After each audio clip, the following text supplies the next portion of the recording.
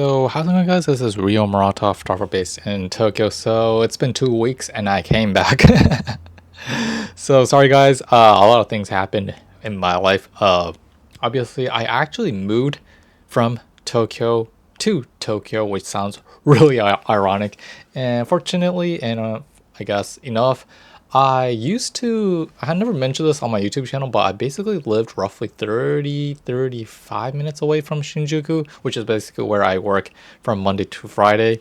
And in most cases, I basically commuted to work on the train and came back. And it kind of, this is going to be a really personal type of video, unfortunately, but I started to like think about life choices, life, I guess, the way of lifestyles and stuff like that, because I was basically working at my current workplace from Monday to Friday, allocating like roughly 30 minutes to get there, to get back. And I started to like think about that decision of living like 30-40 minutes away from Shinjuku. What you get from that is obviously a peaceful neighborhood, but on the flip side of the coin, you had to like take into consideration about your life and also the stress levels that you sort of like start to reach on the rush hour train and stuff like that. And at the same time, start to wonder if that's the right answer. And obviously, life decisions are made by each and every individual. My life and your life is completely different. What I prefer, what I have in first priority differs as we like start living our lives. And I thought about like living somewhere closer to my workplace, because what I'm really passionate about is, unfortunately, sorry boss, but although work is enjoyable, my YouTube channel and having this connection with my followers and subscribers is really fulfilling, and I really want to make more videos and contents. But because I basically had to work like Monday to Friday, still working Monday to Friday, I wanted to sort of like shave off that commute, time. And obviously this is like my personal decision that I had to make, but I basically moved towards Shinjuku, actually roughly 5-10 minutes away from Shinjuku. And obviously this is like a scale, like obviously the more closer, similar to North America, the more closer you live downtown, the more expensive it's going to be in terms of living expenses. But on the flip side of that coin, what you achieve is that you can basically shave off on the commute time. Thus, you can basically focus on something that you're really passionate about. In my case, like I said, is making YouTube videos and also shooting with film camera. That has been enjoyable for the past like 2-3 years, ever since I started my YouTube channel. So unfortunately, I cannot do a what you call room tour because a bunch of reasons happen, especially in Japan. One is my room is still a mess, and two is this is a Japanese problem. But if I do a room tour, and this is like a really social problem here actually, unlike North America where you guys can do like DIYs and change the wall color, you can change the wallpaper, you can basically change the flooring and stuff like that. Japan specifically, there's this strict conduct of if you like alter any of the what we call the walls, the floors and stuff like that, if you paint it, you basically have to regain back to that neutral position once you move out. Thus, you had to pay a hefty fine for doing that. So most of the walls that you see are exactly the same, which also means that, and also this is a sort of like a rental property problem. Every single individual in Japan, and I guess anyone from outside Japan, can actually specifically see that rental property. It's all like online actually, and you can basically see where the AC is, the air conditioning is, where the bathroom is, where the kitchen is, where is the windows, the windowsills, the porch, the entrance, etc., etc., in full high res, which means that stalkers can stalk your rental property that you're currently living in. So that's actually one of the reasons why I'm kind of skeptical of doing that, because then one of those brats can find and snoop into my room, and find where I specifically live. So I'm not inclined in doing a room tour. However, because this is a film channel, well, I also like moving out. I basically had to bring my fridge from my old place apartment to my new apartment. And I realized that I never made a video of like what's in my fridge as of 2024. So in the follow-up of this video, I'm going to be making on that topic after mentioning my move. So to give you guys some kind of idea of what's I have in stock in my fridge as of 2020. Okay, so what's in my fridge? So basically, as of 2024, I basically allocate the top shelf on my fridge for film stocks specifically, and it's sort of like a disaster right now. So where should I begin? So there's this like small, what I call, how should I say, like a shelf right here at the bottom, which I stick in my single, I guess, rolls that or leftovers, I guess, that have in stores such as a Sapphire color. What is this? This is Lomography's 800, which is my go-to if I want to shoot 800 ISO color negative. Cinesil 800T. What is this? Lomochrome color 92. Pro 400H 120 single roll. Another color 92 from Lomochrome. Gold 120 if I'm right. And I guess another 400 in there. Basically stick it in this sort of like what I call small shelf right here. And just have it tucked in there. And above that, where should I begin? My random purchases that I basically never made contents on, which I really want to make. Siberia color 160, 35mm. Delight Art 100 color tinted film. Oh yeah, I still have a remaining roll of Fujifilm's 436 exposure. Oh yeah, I grabbed this in chimp camera if I'm right. Color 100 for 35mm, highly recommend. And black and white, which I never made a video yet. Kentmere Pan 400 and 100. Oh, there's another Fujifilm's 400 actually in there. Amber T 200. This is sort of like similar to Cinestil 800T, except this is 200. 27 exposure. I never had a time to like shoot with this.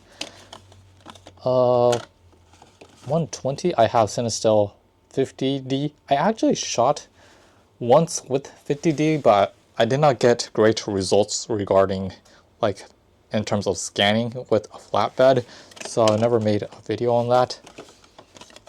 Cinestil 800T, which is still in a box. Cinestil 400D. This is a film stock that I wish they sell me for a cheaper price instead of the insane price in Japan and Tokyo right now. It's like $30–40 or so, but in North America it's like $15–16, so I'm right. If I can purchase it for that price, obviously I want to shoot with this film stock a lot more.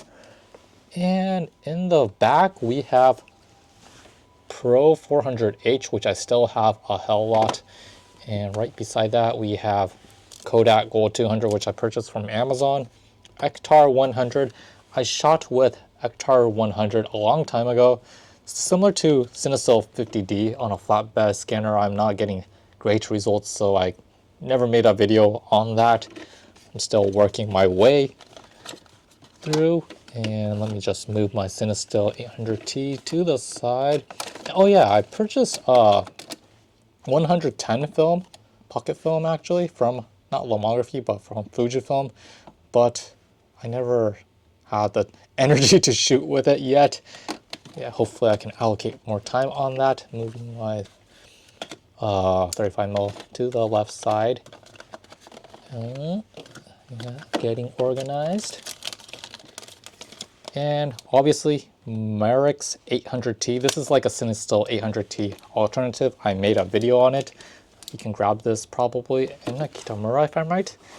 And it basically has the exact same color as Cinestil 800T. Instead of paying the insane price of Cinestil 800T, I would highly recommend the Merrick's 800T. Somewhat same exposures, 36 exposures. Here, they do have a 27 exposure, and this one, on the other hand, is the 800T. Wait. What's What's the difference? Oh, whoops! I made a mistake. The green one is the 800T, and the red one is 400D. Sorry, but if I'm right, the 400D has a different like color spectrum compared to the 400D from Cinestill. So yeah, and also the price is like half the Cinestill counterparts, so it is worth it. But because I moved, I haven't shot any yet. And oh yeah, in the back, let me just move my mirrors at the bottom. And at the back we have Lomography 800. I have 2 boxes and 2 boxes of Lomography 400, which I want to do a project regarding flowers actually. So, which I really want to shoot with the Lomography film stock. So I have to allocate time in doing that. And at the bottom, I forgot to mention, I have the Kodak canister, which is empty right now. I still have a random pack of film in the bottom, which I do not know what is in there. Oh, there's red scale 50. There's red scale 50 to 250 if I'm right, and Lomography 100, Pro 400. Oh, all for HP 5 120, and that might be our expired Velvia or Provia, which I did not shoot with. But yeah, that's basically my coverage of what's in my fridge. So hopefully you found it entertaining, found it, I guess, this is a really weird video actually, but there's like a lot of random crap in here, but this is actually a great experience. And I have a Maki Tamago, which is like an egg roll actually from a shop. And yeah, bananas, sausage, bread, rice, sentries, I guess barley tea. And that's basically it actually on my video of what's in my fridge. So yeah, hopefully you guys found this entertaining. I don't know if as a reference, but that's what I have in my fridge. So I actually purchased a sofa, which is supposed to arrive in, I guess, end of November. So by that time, hopefully, instead of like sitting on this office chair and just talking to the camera directly, I will be sitting comfortably on a sofa, hopefully, if it arrives. And yeah, and also talk about that too, because a lot of like, how should I say, photography artists is what you call office tends to have this specific like furniture actually, which I really want to make a video on. So especially in Japan actually, and I guess this brand itself is not like known outside Japan, so it's like worth mentioning. And yeah, made in Japan furniture, but that video is probably gonna come in December probably. But yeah, looking forward for that to arrive in my house. And yeah, it's like, because it's made in Japan, it's actually being built right now in Aichi Prefecture if I'm right. And yeah, I wonder if I can like do a factory tour, because they've been making furniture from the 1960s if I'm right, and a really famous brand. So yeah, a little bit unrelated to film photography unfortunately, but a lot of like what you call historical known people use their furnitures, politicians, photography artists. My teacher actually has one of the chairs actually when I actually visited. So yeah, went a little bit off topic, but it on my follow-up of my move, and obviously I'll stick in some photos for you guys. I actually do not like to like photograph what I call documenting myself doing this move, because everything is chaos, you know, and I do not like really butt ugly areas in life, you know.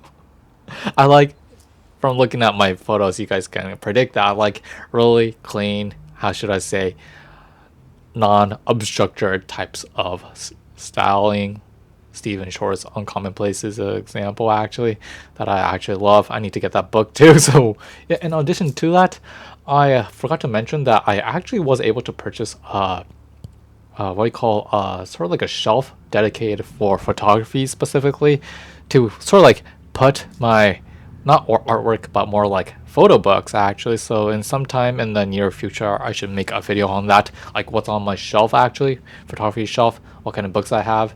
And yeah, a lot of things to do along the way, but although my room is a mess, I will somehow manage it. And and because I'm like shaving off time on my commute to work, I can basically focus more on making more contents for you guys. So yeah, hope you guys enjoyed this video, found it informative. And I couldn't find my microphone, so I'm using a wireless right now. So yeah, sorry for the audio, but we'll see you next time. Peace out.